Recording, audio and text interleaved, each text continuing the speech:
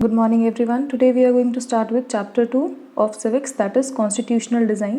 इसके अंदर हम कॉन्स्टिट्यूशनल डिज़ाइन के बारे में पढ़ेंगे। तो सबसे पहले आपको ओवरव्यू दिया गया है चैप्टर के बारे में कि कैसे कॉन्स्टिट्यूशन की हमें ज़रूरत पड़ती है, कॉन्स्टिट्यूशन हमें क्यों चाहिए, इसके अंदर सभी सिटीजन्स के राइट्स होते हैं, इसके अंदर गवर्नमेंट की पावर दी गई है, प्लस में गवर्नमेंट कैसे फंक्शन करनी चाहिए इसका भी आपको एग्जाम्पल यहाँ पर दिया गया है।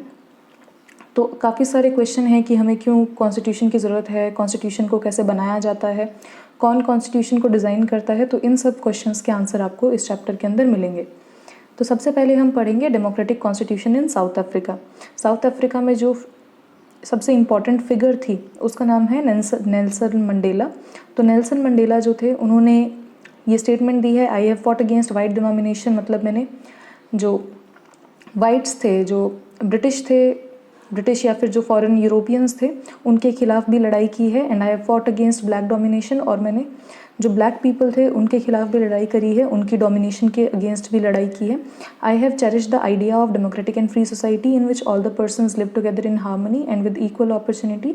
लेकिन मेरे जो आइडियल्स हैं वो किस चीज़ के हैं कि हमें एक डेमोक्रेसी में रहना चाहिए, हम सभी फ्री व्यक्ति हैं और एक दूसरे के साथ मिल बांट के और प्यार से रहना चाहिए। It is an ideal which I hope to live for and to achieve, but if needs be, it is an ideal for which I am prepared to die। कि मैं चाहता हूँ कि ये जो आइडियल है डेमोक्रेसी का और सभी के साथ इकट्ठा रहने का, मैं इसके लिए जी सकता हूँ और मैं इसके लिए मर भी सकता हूँ। ये सब नेल्सन मंडेला ने कहा था। इनको ट्रीज़न के लिए, मतलब देशद्रोह के लिए साउथ अफ्रीकन की जो गवर्नमेंट थी उन्होंने जेल के अंदर डाल दिया था। He and 7 other leaders were sentenced to life imprisonment in 1964 for daring to oppose the apartheid regime in the country। तो इनको और इनके साथ 7 और व्यक्तियों को जो साउथ अफ्रीकन गवर्नमेंट है उन्होंने आजीवन कारावास की जो पनिशमेंट है वो दे दी थी, क्योंकि ये अपार्थेड के अगेंस्ट लड़ रहे थे। अपार्थेड का मतलब होता है रंग भेद नीति, जब आप किसी के स्किन के कलर के बेस पे उनके साथ डिस्क्रिमिनेशन करते हो। जैसे सेम केस इंडिया के अंदर भी था, जो ब्रिटिश थे वो वाइट थे इसीलिए वो अपने आप को सुप्रीम मानते थे, और जो इंडियंस थे क्योंकि हमारे स्किन का कलर डार्क था तो वो हमारे साथ डिस्क्रिमिनेशन करते थे, भेदभाव करते थे। ऐसे ही साउथ अफ्रीका के अंदर भी होता था। तो क्योंकि इन्होंने रंग भेद नीति का जो रेशियल डिस्क्रिमिनेशन था उसके खिलाफ ये अपनी लड़ाई कर रहे थे, तो इनको 28 ईयर्स के लिए साउथ अफ्रीका की जो सबसे भयानक जेल है रॉबिन आइलैंड, उसके अंदर यहाँ पे डाल दिया गया था।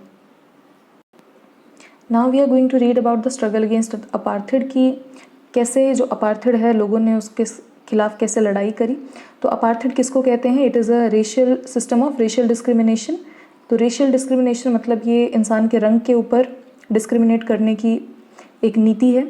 तो जो वाइट यूरोपियंस थे वो यहाँ पे आए थे, जैसे वो इंडिया के अंदर आए थे ट्रेडर्स के रूप में, तो वो साउथ अफ्रीका में भी सेम ट्रेडिंग के लिए आए थे। लेकिन इंडिया से जैसे वो सभी चले गए थे, जब इंडियन इंडिपेंडेंस हुआ था तो उसके बाद वो सब वापस चले गए थे, लेकिन साउथ अफ्रीका के अंदर ये बस गए।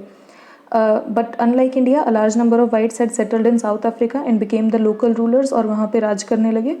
The system of apartheid divided people and labelled them on the basis of their skin colour. वो स्किन कलर के आधार पे उनके साथ डिस्क्रिमिनेट करते थे, मतलब जो ब्लैक्स हैं वो वाइट से हमेशा नीचे होंगे और वाइट्स हमेशा सुप्रीम होंगे।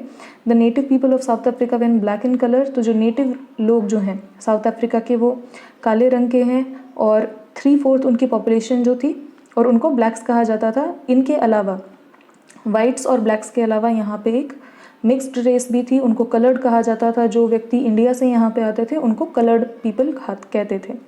The white ruler treated all non-whites as inferiors. The non-whites did not have the voting rights। तो यहाँ पे क्या है, जो ये white people हैं, यूरोपियंस हैं, ये सभी को ब्लैक्स और कलर्ड पीपल को अपने से नीचे समझते हैं और उनको बिल्कुल भी बराबरी का मौका नहीं देते, उनके पास वोटिंग राइट भी नहीं था। The apartheid system was particularly oppressive for the blacks. जो ये अपार्थेड सिस्टम था the apartheid system was particularly oppressive for the blacks. ये जो अपार्थेड का सिस्टम था, रंग भेद की नीति थी, पर सबसे ज़्यादा किसको इफेक्ट कर रही थी? जो ब्लैक पीपल थे उनको वाइट्स के साथ बिल्कुल भी रहने का मौका नहीं दिया जाता था। उनको हर एक चीज़ में बहुत ही अलग जाना पड़ता था। फॉर एग्जाम्पल, जितने भी पब्लिक ट्रांसपोर्ट है या पब्लिक प्लेसेस हैं, ब्लैक्स को वहाँ पर जाना अलाउड नहीं है। Trains, buses, taxis, hotels, hospital वगैरह ये सब उनके लिए अलग होते थे। इनफैक्ट जो पब्लिक टॉयलेट होते थे वो भी सेपरेट थे फॉर ब्लैक्स एंड वाइट्स। ये जो डिस्क्रिमिनेशन चल रहा है, जो भेदभाव चल रहा है, इसको हम सेग्रीगेशन कहते हैं। मतलब दो लोगों को अलग अलग बांट देना, दो ग्रुप्स को बांटना, इसको हम सेग्रीगेशन कहते हैं। तो जो चर्चेस थे, ये ब्लैक्स और वाइट्स दोनों क्रिश्चियंस हैं, लेकिन इन दोनों के जो चर्चेस हैं वो बिल्कुल अलग कर दिए गए। जो ब्लैक्स हैं उनके पास राइट नहीं था कि वो पॉलिटिकल पार्टी या फिर एसोसिएशन फॉर्म कर सके, अपना ग्रुप बना के इस चीज़ के खिलाफ लड़ सकें, तो उनके पास ये भी कोई राइट नहीं था। तो 1950 तक इन्होंने, ब्लैक्स ने, कलर्ड और इंडियंस ने अपार्थेड सिस्टम के खिलाफ अपनी लड़ाई लड़ी। इन्होंने बहुत सारे मार्चेस निकाले, स्ट्राइक्स की, और अफ्रीकन नेशनल कांग्रेस नाम की जो पार्टी थी उन्होंने बहुत ही ज़्यादा स्ट्रगल किया ताकि वो इस सेग्रीगेशन के खिलाफ लड़ सकें। तो जैसे इंडिया में इंडियन नेशनल कांग्रेस थी, अफ्रीका के अंदर अफ्रीकन नेशनल कांग्रेस थी। इन्होंने बहुत सारी वर्कर यूनियन बनाई और पार्टीज़ बनाई। जो सेंसिटिव वाइट पीपल थे, जिनको लगता था कि जो ये डिस्क्रिमिनेशन चल रहा है स्किन कलर के बेस पे, ये बहुत गलत है, तो वो भी इस पार्टी का हिस्सा बन गए।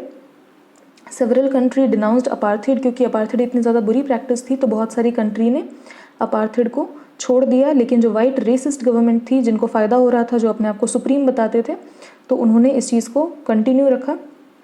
दे tortured and killed thousands of black and coloured people. उन्होंने बहुत ही हज़ारों की संख्या में जो ब्लैक पीपल थे और जो कलर्ड पीपल थे, जो साउथ एशियन कंट्रीज से आए थे, उनको बहुत ही ज़्यादा संख्या में मार दिया था। So now we are going to read about towards a new constitution, कि कैसे जो साउथ अफ्रीका के लोग थे उन्होंने अपने आप के लिए एक नया कॉन्स्टिट्यूशन लिखा था। As protest and struggle against apartheid had increased, the government realise that they could no longer keep the blacks under the rule of their operation.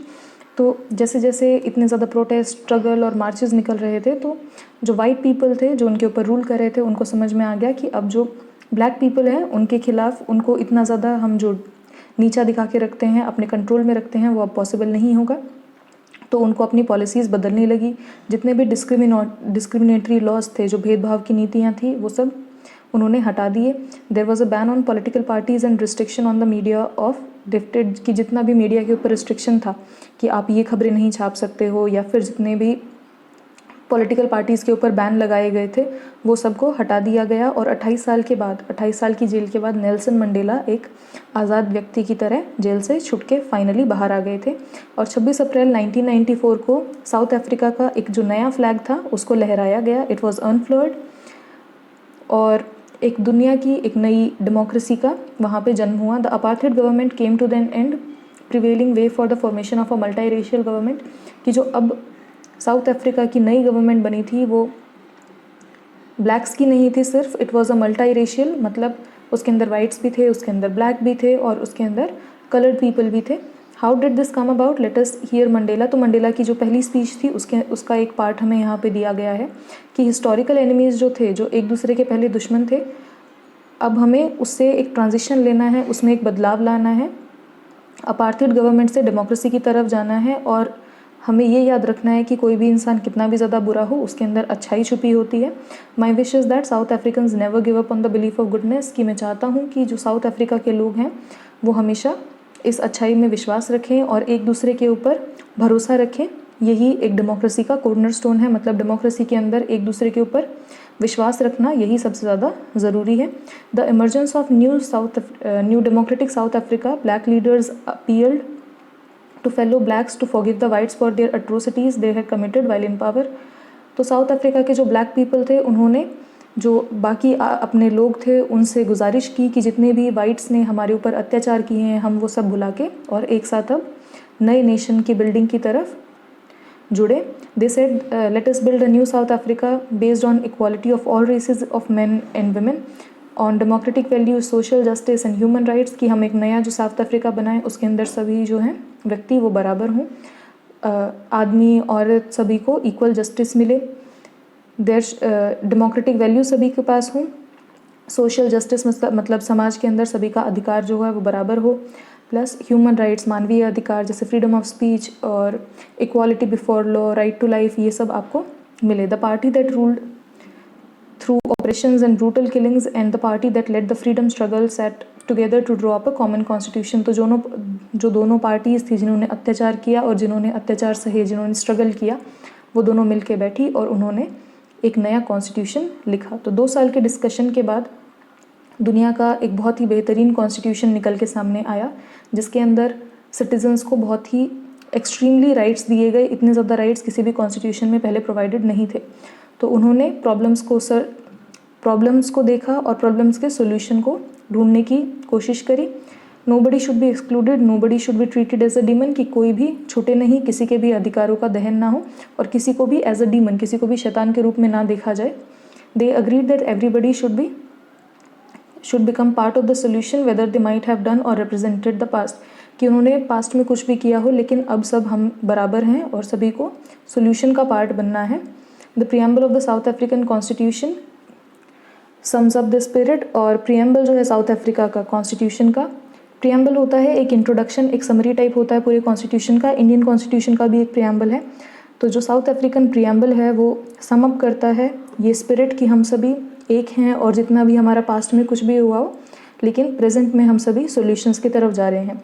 So this was your today's lecture. Tomorrow we are going to read about the preamble of African Constitution and other parts of the chapter.